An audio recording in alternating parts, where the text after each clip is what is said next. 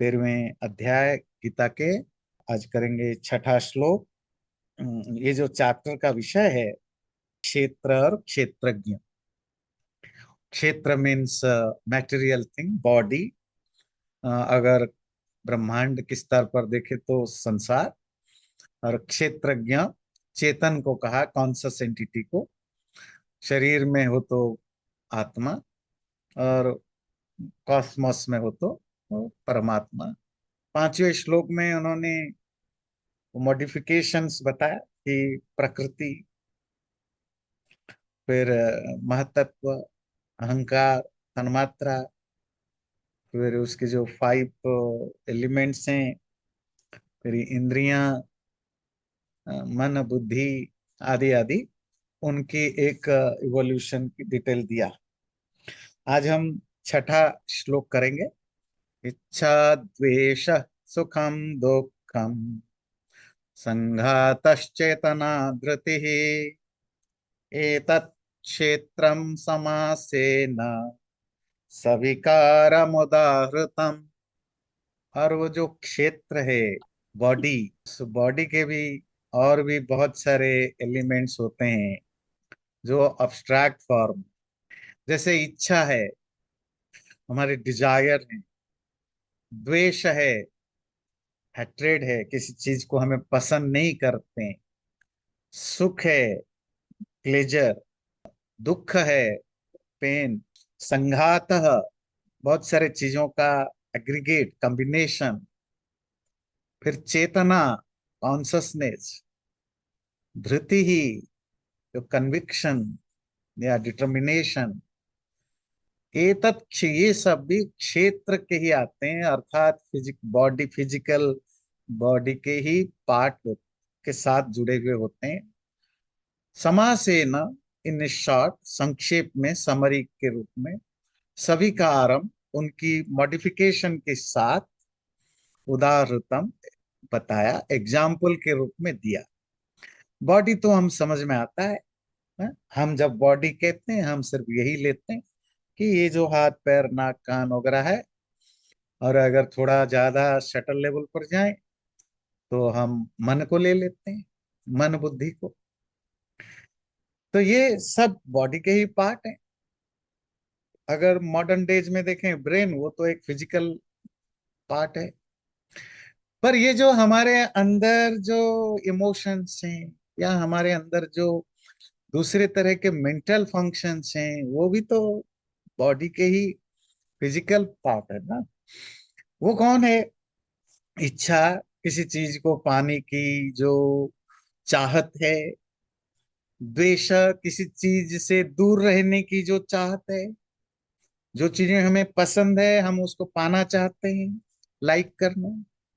और डिसलाइक, जो हमें पसंद नहीं है, हमें बीमारियां पसंद नहीं है, हम दूर रहना चाहते हैं। हमें कोई बुरा व्यवहार करे वो पसंद नहीं है, उससे दूर रहना चाहते हैं। हमें गंदगी पसंद नहीं, उससे दूर रहना चाहते हैं। ये सब द्वेष में आता है। डिसलाइक, द्वेष, जिसे हम दूर रहना चाहते हैं, ये भी हमारे मन में ही होते हैं। सुख दुख, हैप्पीनेस, खुशी, खुश होना या दुखी होना, सैड होना या हैप्पी होना। वैसे सुख दुख, उसको अगर ठीक से हम समझे कभी और दिन में डिटेल में उनको समझेंगे। हर व्यक्ति की सुख और दुख का फीलिंग अलग होता है। इन सेम सिचुएशन में 10 लोगों का सुख और दुख की लेवल, इंटेंसिटी अलग होगा। कोई खुशी वाली घटना हुई, अगर आप 20 लोगों को आप खड़ा करते हैं या उनको सर्वे करते हैं, सेम इंसिडेंट, अच्छी वाली इंसिडेंट घटी 20 लोगों के लाइफ में। और जब घटी तो उनके अंदर का क्या हलचल था, फिजिकल क्या रेस्पॉन्स था, या मेंटल क्या स्टेट था, वो आपको कम बहुत अलग मिलेगा। कभी कभी इतना ज्यादा कंट्राडिक्टरी मिलेगा कि बिल्कुल अपोजिट होगा। कोई बिल्कुल कोई फर्क नहीं पड़ा, किसी कोई तो भाई उछल पड़ रहा है। सेम चीज है कि कोई बैड इंसिडेंट 20 लोगों की लाइफ में घटे, सब एक जैसे फील नहीं करते। तो सुख और दुख ये स्टेट ऑफ माइंड है, डिपेंड करता है आपकी माइंड कैसा ट्रेंड है, किस तरह के संस्कार है, किस तरह की आ, समझ, मैच्योरिटी है या एक्सपीरियंस है, ऑब्जर्वेशन है, बहुत सारी चीजें हैं जो माइंड को एजुकेट करते हैं। उसके बेस पर हमारा रिएक्शन अलग रहता है, और हम सुख दुख उसी हिसाब से अलग अलग लेवल पर भोगते हैं। तो कम दुख भोगने वाले लोग, या जो किसी भी बुरे हालत में अगर कम दुख फील करते हैं, वो बहुत, उनके लाइफ में बहुत अच्छा हो, तो आप देखेंगे वो सुख भी कम फील करते हैं। ये इंटर कनेक्शन होता है ना। जो सुख में बहुत ज्यादा फील करता है, तो दुख में भी वो बहुत ज्यादा फील करेगा। ये इंटरकनेक्टेड है, ध्यान रखिए। तो सुख दुख ऐसा चीज है कि वो पर्सन टू पर्सन कम बहुत होता रहता है। जो हाईली स्पिरिचुअल हैं, जरूरी नहीं कि उन्होंने योगाभ्यास वगैरह किया, ऐसा हम दुनिया में देखते हैं। जो बिल्कुल रिलीजन या स्पिरिचुअलिटी प्रैक्टिस में नहीं है, तो भी उनकी स्टेट ऑफ माइंड बहुत हायर लेवल की हम देखते हैं। वो पूर्व जन्म के संस्कार हो, जिनको बाय बर्थ वैसा मिला है, या उनकी जो अंडरस्टैंडिंग इतनी अच्छी डेवलप हो गई कि वो समझ गए कि दुनिया क्या है क्या नहीं है, उसकी जो ट्रांजिटरी नेचर है, तो हो सकता है ऐसा डेवलप हो। तो सुख दुख हो, फिर आता है संघात। बहुत सारे लाइफ में चीजें हैं जो कॉम्बिनेशन है, वो एक चीज नहीं है, बहुत सारी चीजों का कॉम्बिनेशन है। आपका शरीर भी संघात है, आपके इंद्रियां, जो सेंसेस है, आपकी कर्मेंद्रियां, ज्ञानेंद्रियां, मन, इन सब का एक एग्रीगेट कॉम्बिनेशन सूक्ष्म शरीर है, जो बहुत ही सटल लेवल वाला। आपका जो फिजिकल बॉडी, वो भी संघात है। संघात का मतलब अगेन एग्रीगेट या कॉम्बिनेशन। ये घर भी एक संघात है, ये लैपटॉप भी एक संघात है। हर चीज जो बनता है ना, कोई भी चीज बना हुआ है वो संघात है, संगति जो मिल बहुत सारी चीजों का कॉम्बिनेशन से बनता है, संघात है। तो शरीर के का भी वही हालत है, चेतना धृति।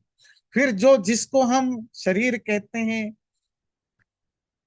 हम जिंदा इंसान, जिंदा लोगों की बात कर रहे हैं, तो उसमें एक लाइफ होती है।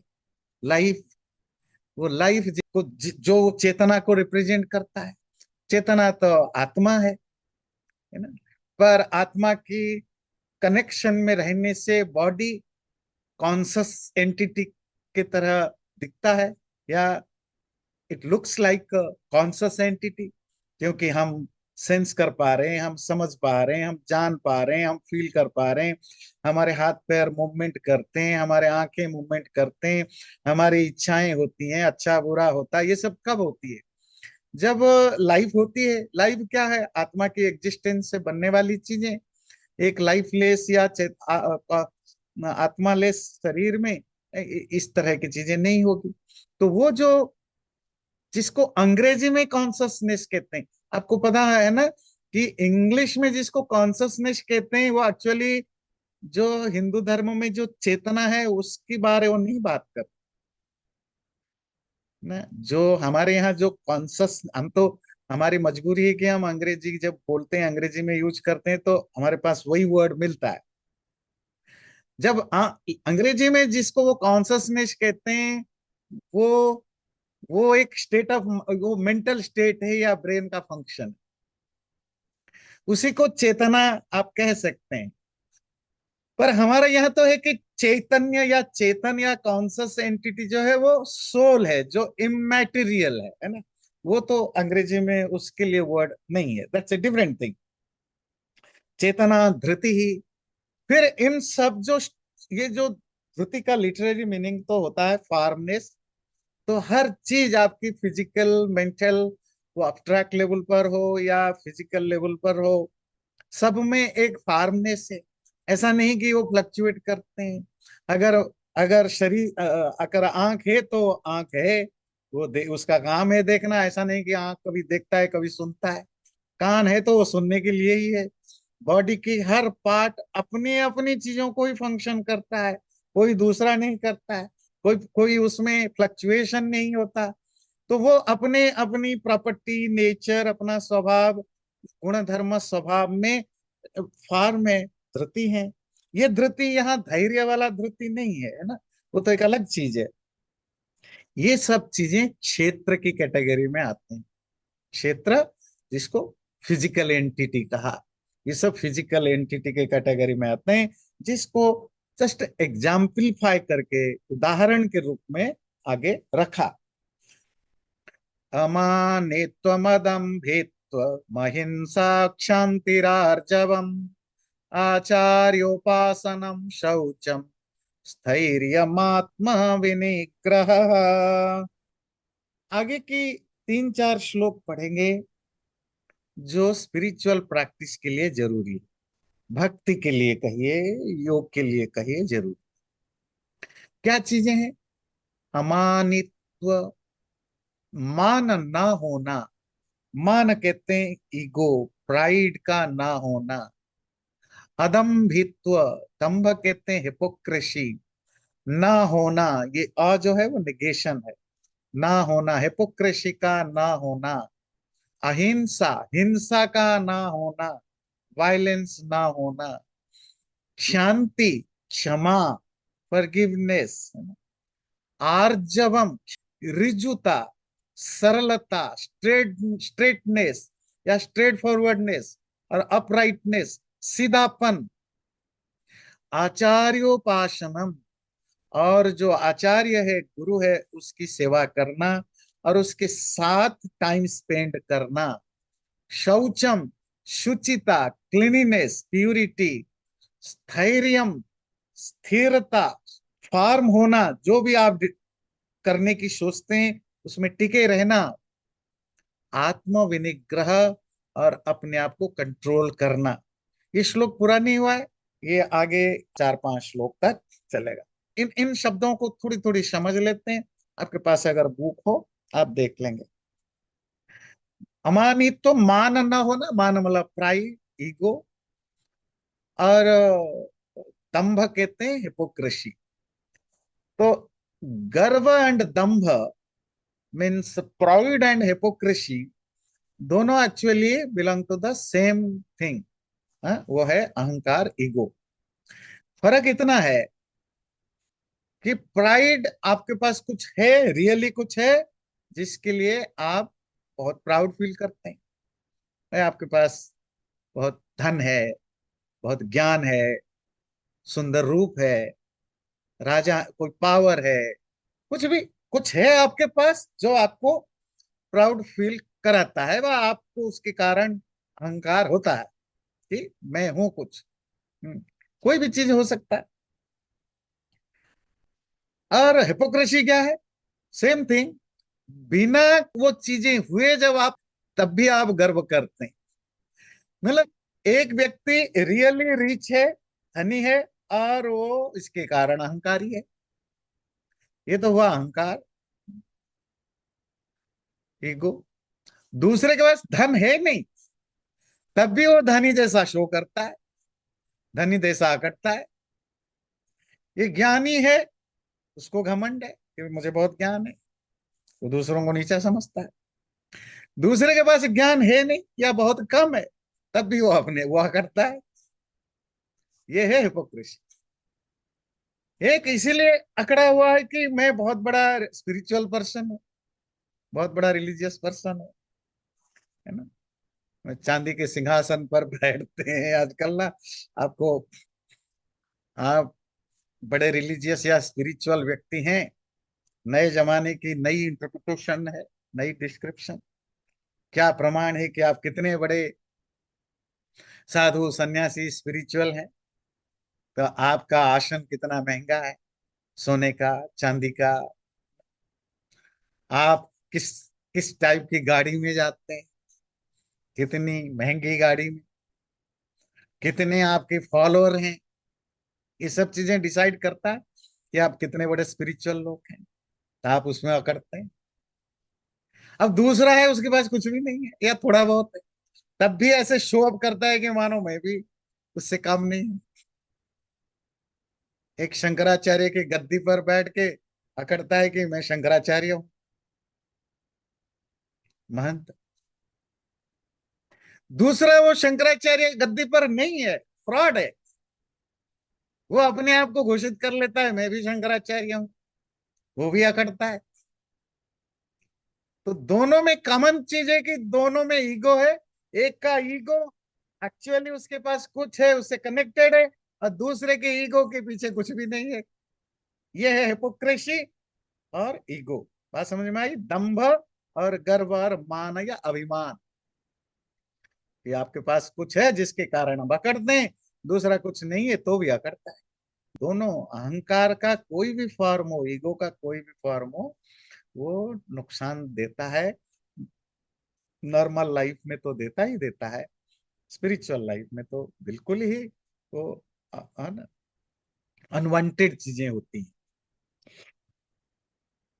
अहिंसा, हम बहुत डिस्कशन कर रखे हैं, हिंसा ना करना, वायलेंस ना होना। बस थोड़ा आपको हिंट्स देख के चलो। अभी आप योग दर्शन के दूसरे अध्याय शुरू हो रहा है, तो उसमें आप ये सब यम नियम आदि अष्टांग योग भी पढ़ेंगे। तो उसमें जो अहिंसा आता है उसकी डेफिनेशन में आता है, सर्वदा सर्वथा सर्वभूतेषु अनविद्रोह।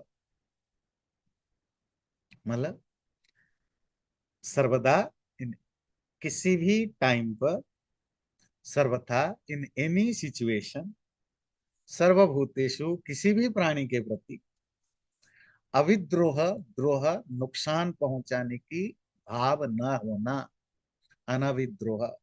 कोई भाव ही नहीं है, कोई इच्छा ही नहीं है किसी को नुकसान पहुंचाना, तो ये है अहिंसा।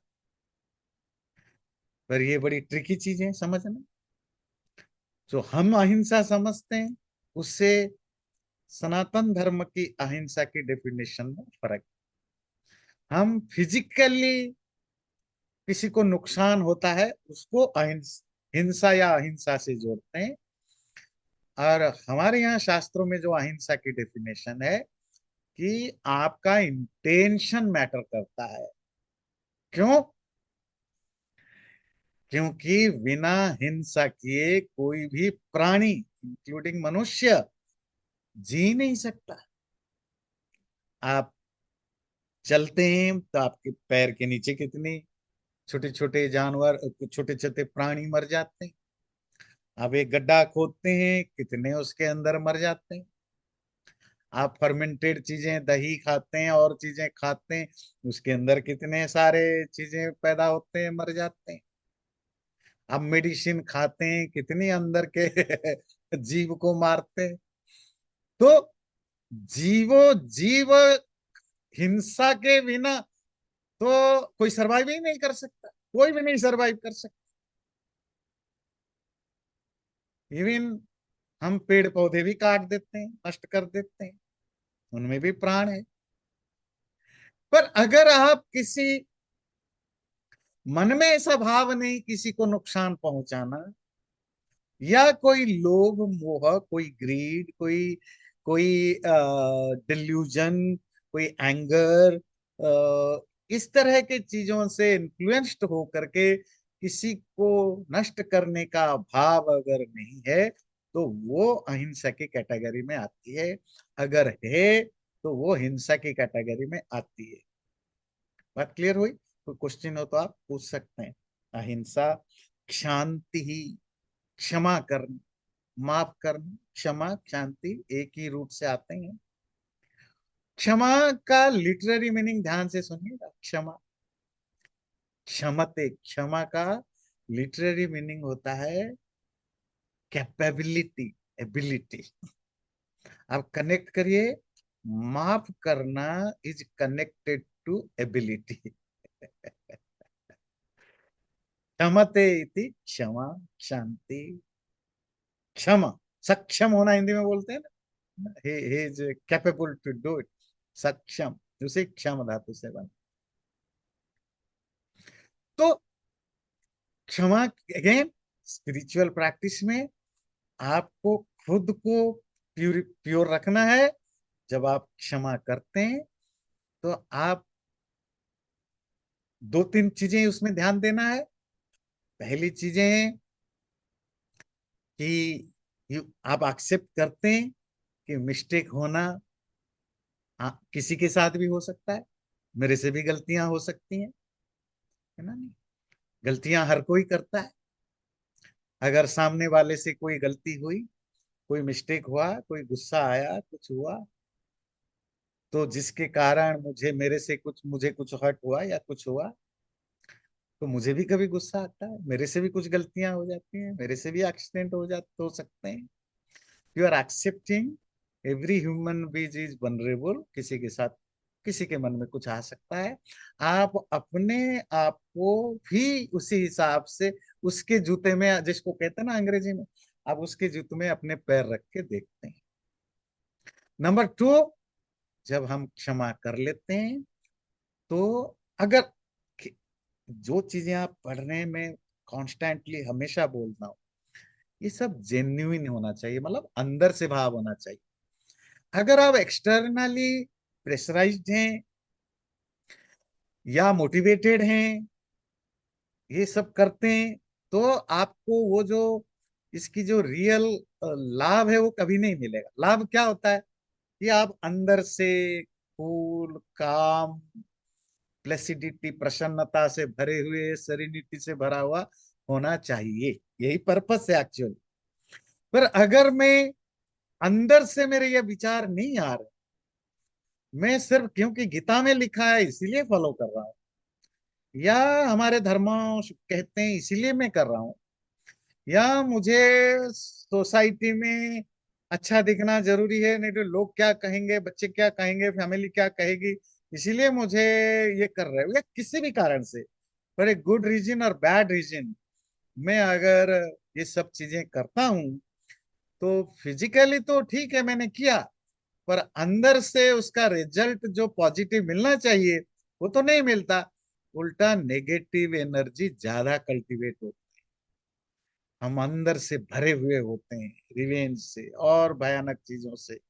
और यही जो सप्रेस्ड डिजायर है, इसको कुंठा कहते हैं, वो ग्रेजुअली अगर डेवलप होता है तो फिर वो हमारे मेंटल और फिजिकल हेल्थ को भी नुकसान करता है। ये ध्यान दीजिएगा। तो कन्विक्शन बड़ा जरूरी होता है। कन्विक्शन बड़ा जरूरी होता है। तो जब हम रियली अंदर से फील करते हैं लेट इट गो, तो हम अंदर से कूल और काम हो जाते हैं। जब हम कन्फ्रंट करते हैं या कुछ ऐसे खराब व्यवहार करते हैं, तो उसका तो जो नुकसान होगा होगा, पर मैं अंदर से फिर ज्यादा बेचैनी में रहूंगा। तो ये दो चीजें, पहली चीजें एक्सेप्टिंग द रियलिटी कि गलतियां किसी से हो सकती है ना? और दूसरी चीज है कि क्षमा करने से अगर मैं शांत हो जाता हूं, तो इट्स ये विन विन, ये मेरे लिए विन सिचुएशन। ये पहले भी शायद हमने इस पर चर्चा की है। पर अगर कोई क्राइम है, क्रिमिनल है, या कोई बदमाश है, तो उसको तो अपनी सजा मिलनी चाहिए, दैट्स ए डिफरेंट थिंग, वो मिलनी चाहिए। Per day to day life में हम हमेशा क्राइम या क्रिमिनल या बदमाश लोगों का ये में नहीं, कभी कभी तो लाइफ में कभी नहीं पढ़ते, पढ़ते तो कभी एक आधा बार। हमारी जो टकराव है वो तो हमारे रिलेशनशिप में, फैमिली में, कहीं भीड़ में, लोगों के बीच में, इस तरह के चीजें होती हैं, और मोस्टली मिस्टेकनली होते हैं, जो हम इजीली माफ करें तो हमें अंदर फायदा। ये है क्षमा। आर्जवम। आर्जव कहते हैं रुजुता। रुजुता का अर्थ होता है सरलता, सीधापन, सिंप्लिसिटी। और जैसे अभी आपने बताया कि कितना मुश्किल होते हैं, एनर्जी चाहिए होता है। आपको पता है, बड़े बड़े लोग लिखते हैं being simple is hardest thing. Simple होना ही सबसे बड़ा मुश्किल काम है। क्योंकि हम हमारी जो बनावट है ना, वो कॉम्प्लिकेटेड कॉम्प्लिकेशन को ही एंजॉय करने वाला होता है। अब सिंपल होना सबसे मुश्किल काम है। तो सिंपल क्या है? Straight forward. जो आपका मन, आप जो सोचते हैं, जो बोलते हैं, जो करते हैं, उसमें एक जैसापन है। आप जैसा हैं अंदर से, वही बाहर से है, वही मुंह में है, वो सब जगह यही है। कोई आपको पूछता है नहीं पूछता, मानता है नहीं मानता, रेस्पेक्ट करता है नहीं करता, आपकी जैसा हो आप अंदर बाहर वही। जो मन में है, आपको लगा ये अच्छा नहीं तो अच्छा नहीं है बोला, कंसिक्वेंस कुछ भी हो। मैं ये नहीं कह रहा हूं अगेन कि ये सब आप करें या ना करें। That's how the personality is. There are many people, they are that's straightforward, है ना नहीं? तो वो ऐसे ही हैं, सिंपल है, सीधे साधे हैं। और ऐसा लोग जो जो स्ट्रेट फॉरवर्ड होते हैं, उनके फिर रहन सहन, खान पान, कपड़े, उनकी वो भी सिंपल होते हैं, क्योंकि उनको कुछ अब शो करना, स्टेटस मेंटेन करना या कुछ नहीं, जो नीड है उतने के लिए काफी है। तो उससे बेअंड वो ज्यादा सोचते नहीं है। तो सिंपल होना फिजिकली मेंटली से डिफिकल्ट टास्क, पर ये स्पिरिचुअल लाइफ के लिए बहुत जरूरी चीज है। रुजुता होना, सीधापन होना, ना? सीधापन का हम क्या अर्थ निकाल लेते हैं? सीधापन का हम निकाल लेते हैं भाई भोला भाला है, भोला भाला इनोसेंट है। Innocent is a good thing, पर अगेन आई एम कहिंग, हम स्टुपिडिटी और इनोसेंस को एक मत समझिए, दो डिफरेंट वर्ड है। ये बुद्धू और एक सीधा, दोनों को हम एक जैसा मान बैठते हैं। पर बुद्धू अलग चीज है, सीधा अलग चीज है। एक स्मार्ट पर्सन कैन बी ए सीधा साधा पर्सन, एंड ए बुद्धू can be A cunning person. वो बुद्धू है क्योंकि इंटेलेक्चुअली वो प्रोसेस नहीं कर पाता, पर वो कनिंग है, हो सकता है। और हम दोनों को हमेशा मिक्स कर देते हैं, है ना? तो इसलिए ये भी बड़ा जरूरी है। ये दो दो कैरेक्टर को हम एक समझते हैं, ये कंफ्यूजन है।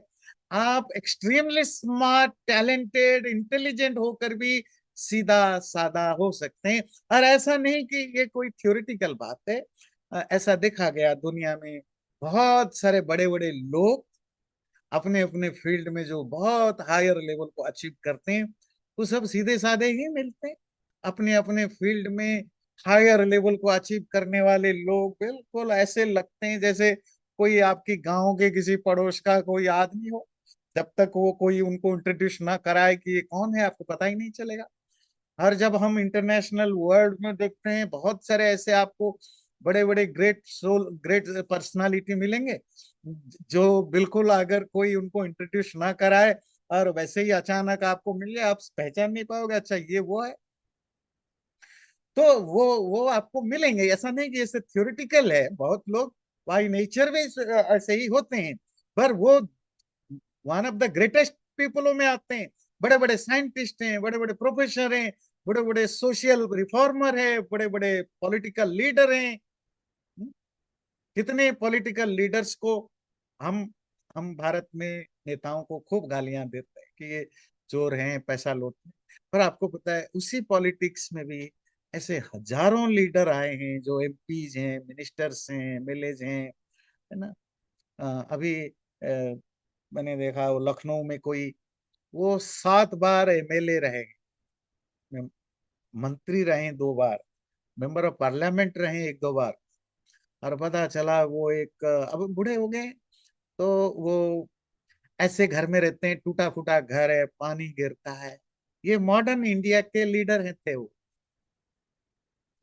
पर ऐसा नहीं कि उनको कोई दुख हो, परेशानी हो, देखो मैं इतना बड़ा नेता था, कोई पूछने नहीं आता है, मेरा घर टूटा ना। ही ही चूज इट। वो ऐसे ही खुशी, उनको उसी से खुशी मिली, ना एक पैसा लिया ना जो मिला, उसी से खुशी से गुजारा कर रहे हैं। जो भी उनको एमएलए पेंशन मिलता है, जो भी मिलता है, वो उसी से अपने। और ऐसा एक नहीं, आप अगर सर्वे करेंगे पूरे भारत में पिछले 50-60 साल से, जो भी पॉलिटिक्स में मे बी नॉट बहुत हाईएस्ट लेवल पर हायर लेवल पर गए हैं, किसी ना किसी पोस्ट पर रहे हैं, लंबे काल तक रहे हैं। आप आज आज देखेंगे वो ऐसा कुछ नहीं है, बिल्कुल कॉमन आदमी की तरह। बड़े बड़े नेता भी बिल्कुल ऑनेस्ट, स्ट्रेट फॉरवर्ड, सीधे साधे होते हैं, और उसके बावजूद भी उन्होंने अपनी लाइफ में बहुत कुछ अचीव किया है। मैं ये इसीलिए बता रहा हूं कि इनोसेंट या सिंपल का मतलब बुद्धू नहीं है। आप लाइफ में बहुत कुछ अचीव करने वाले भी सिंपल आपको मिलेंगे, और अचीव करने वाला व्यक्ति बुद्धू नहीं होता है, वो बहुत स्मार्ट होता है ना। आचार्य उपासना, गुरु की उपासना करना। उपासना का अब अंग्रेजी में या हिंदी में तो सीधा मीनिंग हो जाएगा सेवा करना या सर्विस करना गुरु की। और उपासना का ये भाव नहीं है, उपासना का अर्थ होता है साथ बैठना, पास बैठना, पास टाइम स्पेंड करना। आप कितना अपने टीचर के पास टाइम स्पेंड करते हैं स्पिरिचुअलिटी में? क्यों? जितनी आपकी टीचर के साथ क्लोजनेस होगा, उसके आसपास आप जितना रहेंगे, उतना आप सीखेंगे। केवल बुकिश नॉलेज या थ्योरिटी का नॉलेज नहीं, वो जो प्रैक्टिस करता है लाइफ को, ये स्पिरिचुअलिटी की बात है। जो स्पिरिचुअल लाइफ है, फिर वो आपको आपको अपने हिसाब से टोकता है, करेक्ट करता है, आगे बढ़ाता है। जहां आपको डाउट्स होता है आप क्लियर करते हैं। ये सब तभी संभव है जब आप आचार्य के उपासना अर्थात क्लोज होते हैं, है ना। सम्मान भाव तो नेचुरली रहेगा ही, रिस्पेक्ट और भक्ति ये तो अपने टीचर के प्रति रहता ही है। पर जब आप पास होते हैं तो बाय डिफॉल्ट आप कुछ ना कुछ उनको काम करते हैं, हेल्प करते हैं। पर इसका जो आजकल मॉडर्न डेज में क्या हो गया, अब गुरु सेवा एक बहुत बड़ी काम बन गया, तो हर चीज में जोड़ देते हैं गुरु की सेवा करना। एक्चुअल मीनिंग है गुरु के साथ टाइम स्पेंड करना, जिससे कि इनफॉर्मल नॉलेज आपको। देखिए ज्ञान का जो दुनिया में किसी भी फील्ड में ना, आप लोग सब बहुत अच्छे एजुकेटेड और अपने अपने फील्ड में भी बहुत आगे हैं, तो आप जानते हैं क्लासरूम में पढ़ाए गए नॉलेज बहुत लिमिटेड रोल निभाता है हमारे रियल लाइफ। हमारे लाइफ में जो रियल फायदा होता है, ये जो हम एक्सपीरियंस से, काम करते हुए, लोगों के साथ बैठते हुए के जो ज्ञान हम लेते हैं। आप इंजीनियर हैं, डॉक्टर हैं, वकील हैं, किसान हैं, कुछ भी हैं, तो थ्योरी का अपना रोल है, पर at the end of the day जितना आप, कोई एक्सपर्ट है उस फील्ड के, उसके साथ टाइम स्पेंड करने में जितना आप सीखते हैं, वो आप कभी भी बुक्स पढ़ के, ये पढ़ के आप प्रैक्टिकली वो नहीं सीख सकते। इसीलिए स्पिरिचुअलिटी में ये गुरु के साथ टाइम स्पेंड करने को रिकमेंड किया गया है। गुरु इन द सेंस जो स्पिरिचुअलिटी में गुरु हो। शौचम, शौचम शुचिता, शुचि क्लीनिनेस, प्यूरिटी। अब क्लीनिनेस प्यूरिटी दोनों तरह की होंगे, क्योंकि हम हमारे एक्सटर्नल भी है, बॉडी भी साफ रहे, कपड़े भी साफ रहे, जिस जगह पर बैठे हैं वो साफ हो, जिस जगह पर रहे वो साफ हो। ये आप पढ़ चुके हैं मेरे ख्याल से जो ध्यान योग में, शुचौ देशे प्रतिष्ठाप्य, तो जहां आप मेडिटेशन करते हैं वो जगह बहुत क्लीन होना चाहिए, जहां आप रहते हैं। तो आपका, आप एक स्पिरिचुअल पर्सन है, वो बाहर से ही दिख जाएगा, आपके आसपास सराउंडिंग कितना नीट क्लीन, वो कितनी मैटेरियली कितनी सस्ता हो या महंगा हो, डजेंट मैटर, पर जो भी है एक्सट्रीमली क्लीन हो, ये फिजिकल चीज है।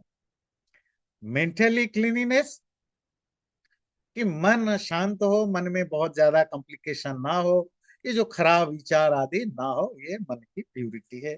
शौचम, स्थैर्यम, स्थिरता, फार्मनेस। फार्मनेस, फिजिकली भी आप फार्म है, इसके लिए योग दर्शन में पूरा का पूरा आसन चैप्टर है। क्यों है?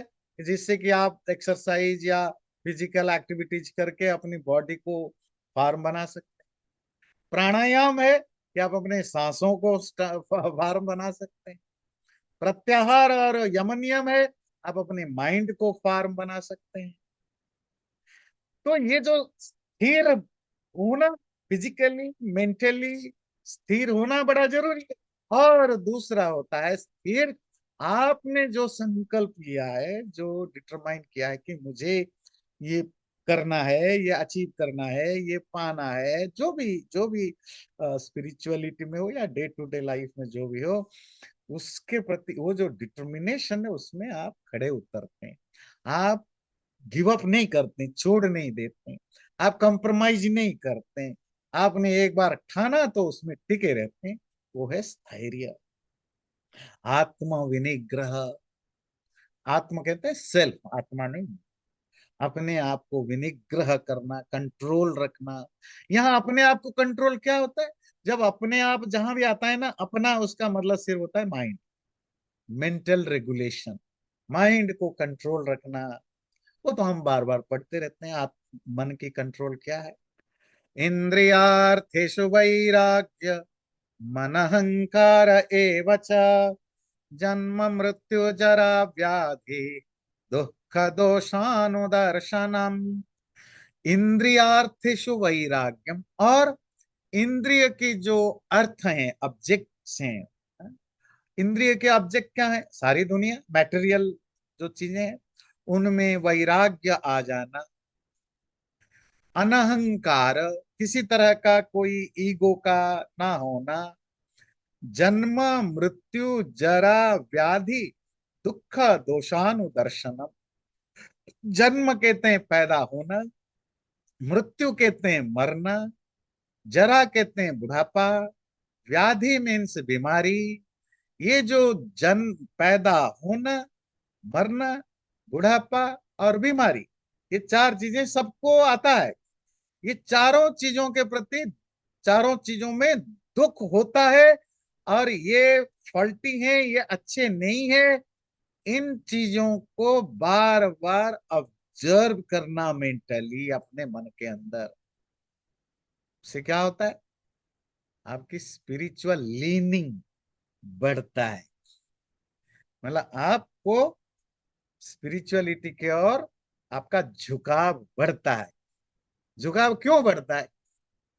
जो जिन चीजों के साथ आप एंजॉय कर रहे हैं, जब आपको पता चले ये कितना बेकार है, कितनी खराब है, तो आप इनको छोड़ोगे। छोड़ के कहाँ जाओगे? किसी दूसरे साइड में जाओगे। तो दूसरे साइड में एक मछली पानी में रहता है, और उसको ये देखता है कि जमीन पर ये सब इंसान खेल रहे हैं, कुत्ते बिल्ली घूम रहे हैं, तो ज्यादा एंजॉय कर। तो छलांग लगा के जमीन पर आ जाता है। अब जब जमीन पर आता है तो वो तड़पने लगता है, सांसें नहीं ले पाता है। अब उसको समझ में आता है ये तो बेकार है भाई, ये मेरे काम का नहीं। उसके बाद दो ऑप्शन है, या तो दोबारा छलांग लगा के पानी में जा जाए, आराम से शांति से रहेगा, या यहीं तड़प तड़प के मर जाएगा। ये दूर से आकर्षित होते हैं, अट्रैक्टिव होते हैं। तो मैटेरियल चीजों में जब आप इन्वॉल्व होते हैं, उसका जो दूसरा साइड है वो कभी दिखाई नहीं देता है, because you are enjoying it, आपको मजा आ रहा है। पर अगर कभी आपके अंदर ऐसा भाव आए कि ये दुनिया बेकार है, यहाँ का हर चीज बेकार है, ये दुख देने वाला, ये कष्ट देने वाला, ये बहुत ही खराब है, तो आप क्या करोगे? उसकी अपोजिट साइड को ढूंढने लगोगे, एक्सप्लोर करने लगोगे कि इसके अलावा और कुछ दुनिया में है कि। तो आपकी झुकाव उधर जाएगा, आत्मा की ओर, परमात्मा की ओर, स्पिरिचुअलिटी की ओर, प्यूरिटी की ओर, सिंप्लिसिटी की ओर, इन सब चीजों की ओर जाएगा। पर ये कब होगा? जब इन चीजों के प्रति आपके मन में खराब भाव आए, वैराग्य आए, बेकार है ये फीलिंग आए। तो श्लोक क्या कहता है? इंद्रिय अर्थेषु वैराग्यम। पहली चीज है कि अगर आप स्पिरिचुअल लाइफ में जाएंगे, तो जो इंद्रियों के अर्थ होते हैं, अर्थ मतलब यहाँ ऑब्जेक्ट। इंद्रियों के अर्थ क्या है? आंख कान नाक, ये क्या, इनकी क्या ऑब्जेक्ट होते हैं? जो कुछ आप खाते हो, पीते हो, बैठते हो, सुनते हो, देखते हो, जो आपकी, जो कुछ भी आपका है, आपका घर, आपकी गाड़ी, आपकी फैमिली, आपका खान पान, नाचना गाना, पैसा, पावर, पोस्ट, यूनि घूमना फिरना, ये जो जो भी हम करते हैं कराते हैं, ये किसके लिए करते हैं? बॉडी एंड माइंड, है ना, फिजिकल, मतलब सेंसेस को सेटिस्फाई करने के लिए। इसीलिए ये सब सेंसुअल ऑब्जेक्ट्स होते हैं। मतलब जब आपको इन सेंसुअल ऑब्जेक्ट में वैराग्य आ जाए, वैराग्य, विराग, अब कोई राग नहीं रहा, कोई मजा नहीं आने लगा, बेकार लगने लगे आपको, बेकार लगने लगे। आप जबरदस्ती बेकार लग रहा है ऐसा पैदा नहीं करिए, कर सकते। अगर करेंगे तो वो हिपोक्रेट बन जाएंगे। अगर रियली आपको इन चीजें बेकार लगने लगे, और ऐसा नहीं कि बेकार नहीं लगते हैं, लाइफ में बहुत सारे इंसिडेंट होते हैं जहां आपको ये सब बेकार लगता है। उसको हमारे यहाँ क्या कहते हैं, पहले भी आपने पढ़ा, श्मशान वैराग्य। मतलब एक टेम्पररी फेज आता है जब आपके लाइफ के में बहुत कुछ बुरा हो जाता है। सपोज बहुत बड़ी बीमारी में आप ग्रस्त हो गए, तो आपको लगता है आप ठीक नहीं हुआ, जिंदगी बेकार है, कुछ नहीं रखा है, छोड़ो सब। फाइनेंशियल क्राइसिस में चले गए, बहुत कोशिश किया, कुछ नहीं हुआ, बहुत दुख में झेले, जिंदगी बेकार है। श्मशान वैराग्य क्या है, पहले भी बताया है, आप लोगों फैमिलियर है। मतलब जब हम जाते हैं कहीं क्रिमेशन ग्राउंड में, किसी की डेथ होता है, उसको जलाने ले जाते हैं, जब देखते हैं कि किसी व्यक्ति की बॉडी को जलाया जा रहा है होता है, हम जो रिश्तेदार दोस्त वगैरह वहां खड़े होकर देखते हैं किसी की शरीर जल रहा है, तो अंदर से भाव होता है, देखो सबके साथ यही होगा एक दिन, क्या रखा है दुनिया में। बोलते भी हैं एक दूसरे को, भाई देखो कैसा अच्छा आदमी था, ऐसा था, वो था, जो भी है जो बताएंगे। तो जिंदगी में कुछ नहीं है यार, आखिर में सबको यही आना है। तो भाव आता है भैया कि बेकार है सब। अरे कि वो इतनी कम टाइम के लिए आता है, कभी कभी 5 मिनट भी नहीं लगता, आपने खत्म किया, गाड़ी में बैठा, चलो भाई कहाँ चलते हैं, रेस्टोरेंट में कहीं खाना पीना खा के घर जाते हैं, और वहां शुरू हो गई। किसी किसी को जिसको बहुत चोट लगा, बहुत क्लोज व्यक्ति है, उसको महीनों तक सालों तक भी दर्द रहता है, पर at the end of the day एक पीरियड आता है जो वो मूव ऑन हो जाता है, तो वो वैराग्य खत्म हो जाती है। तो लाइफ में ऐसी इसी को श्मशान वैराग्य कहते हैं। पर इसका मतलब नहीं कि ये सिर्फ वहीं क्रिमेशन ग्राउंड में ही होता है। लाइफ में ऐसे बहुत सारे फेजेस आते हैं जहां हमें रियली लगता है बेकार है दुनिया, और जीने का कोई मतलब नहीं है।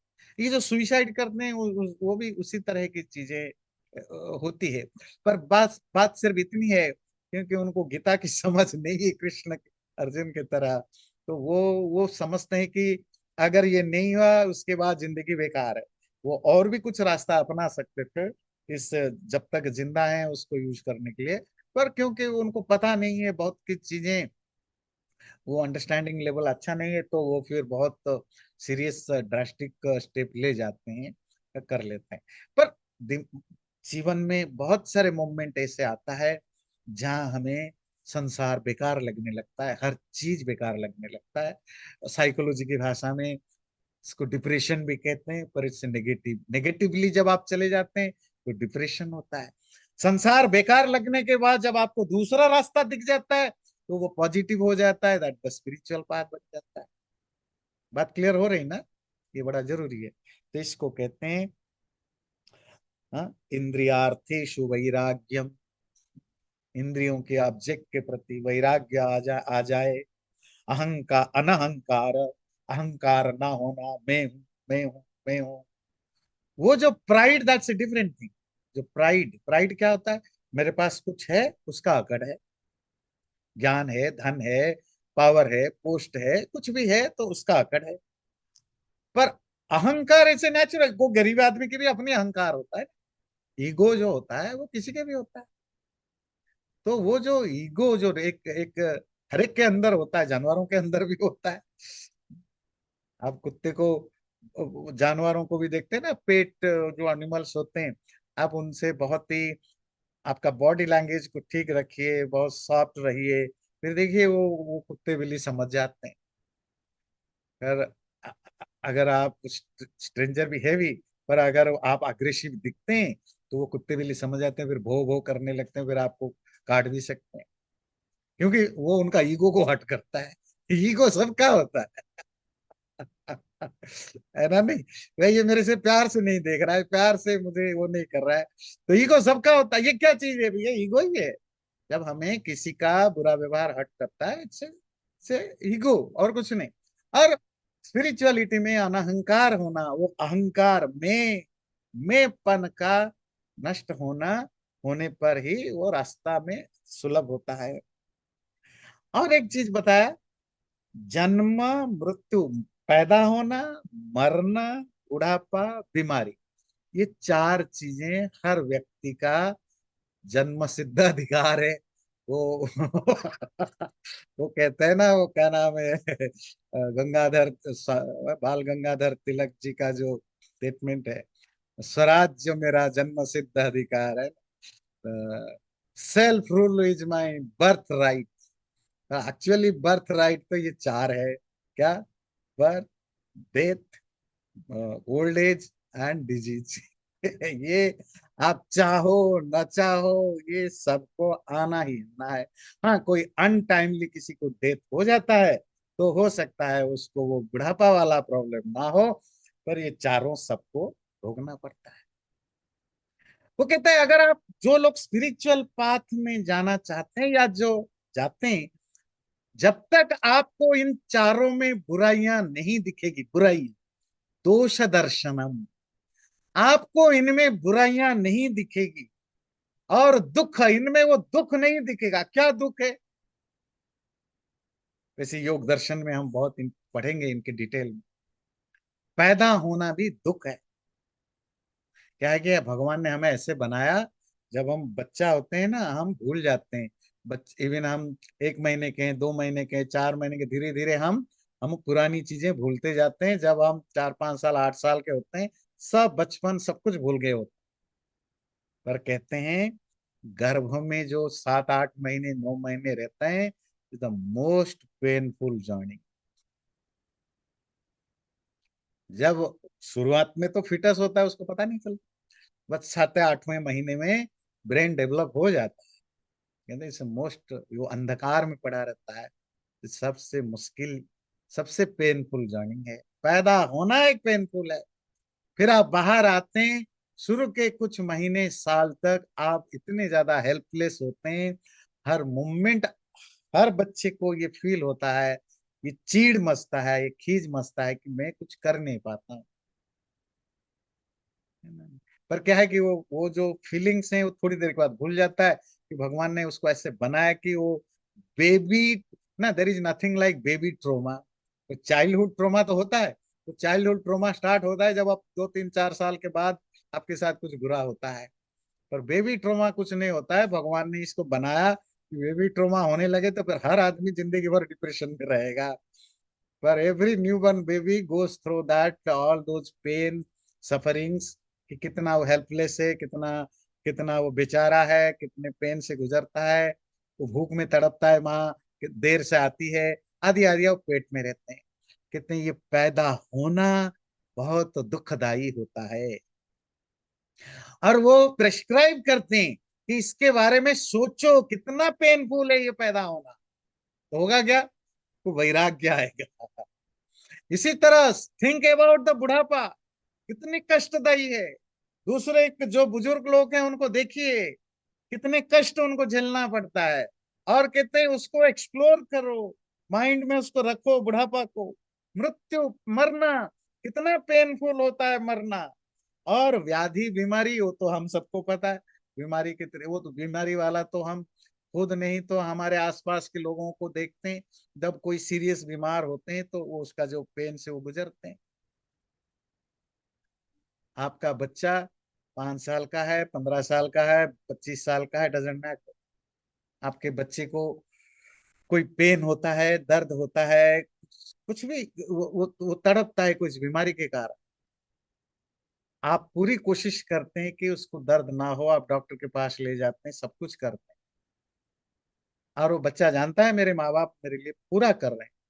पर एक चीज जो आप बिल्कुल नहीं कर सकते कुछ भी करके, कि उसके पेन को आप काम नहीं कर सकते।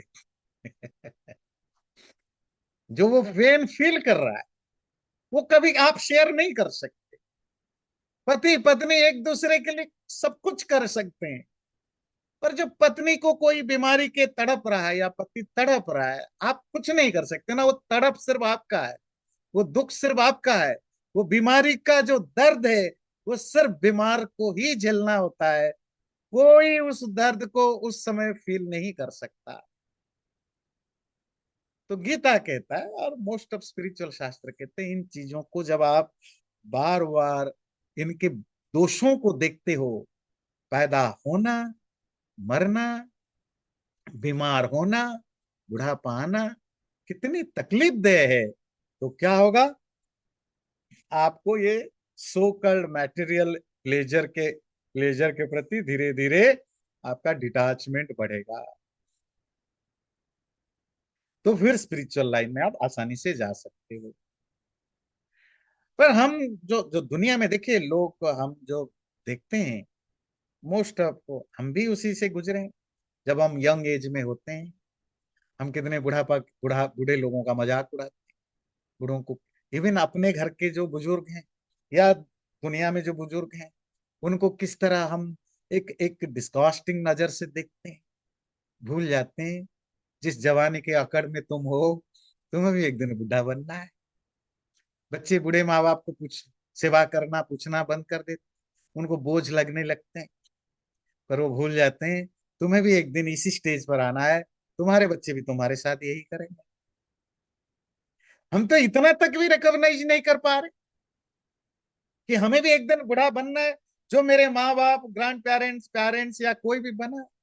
बुढ़ापा को भी रेस्पेक्ट करना सीखो। 15, 18, 20, 25, 30 साल के हो गए तो ये मत सोचो कि जिंदगी भर तुम ऐसे ही रहेगा। हम इतना भी नहीं सीख पाते हैं।